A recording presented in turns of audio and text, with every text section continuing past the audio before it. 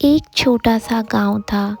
उस छोटे से गांव में एक छोटा सा परिवार रहता था और उस परिवार में एक बहुत ही मेहनती खुश मिजाज लड़की हुआ करती थी, जो सारा दिन भर खेतों में काम करती थी। खेतों में काम करना उसे बहुत सुकून देता था। खेतों की फसलों के अलावा उनके घर में उनके भरण पोषण के लिए और कोई साधन नहीं था।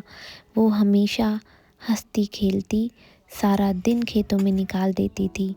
एक दिन उसने मिट्टी की सुगंध को महसूस किया, तो उसे एहसास हुआ कि बस अभी कुछ ही दिनों में ये खेत हरे भरे हो जाएंगे, हरियाली छा जाएगी। उसका दिल बहुत खुश हो गया। वो खेतों के चारों ओर देखने लगी और खुश होने लगी। वो इतनी मेहनत किया करती थी कि उसे सुबह से रात का पता ही नहीं होता था। उसके पिताजी को आना पड़ता था उसे बुलाने के लिए।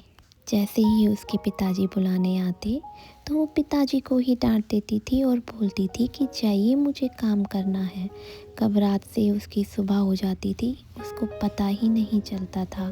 खेतों में जाने से पहले वो घर के सारे काम करके जाती थी, जैसे कि खाना बनाने के लिए उसका मानना था कि लकड़ियों के साथ अगर गोबर के उपले जलाए जाए तो चूल्हा बहुत अच्छे से जलता है। कभी कभी वो निराश हो जाती थी और फिर सब कुछ भूलकर वो खुद से खुश भी हो जाती थी और उसके बाद फिर से काम पे लग जाती थी। घर की सारी जिम्मेदारियां उसके ऊपर थी, क्योंकि वो इस घर की इकलौती बेटी थी। कभी कभी उसको चोट भी लग जाती थी। उस चीज़ को भी वो बहुत ही छोटा मानकर फिर से काम में लग जाती थी।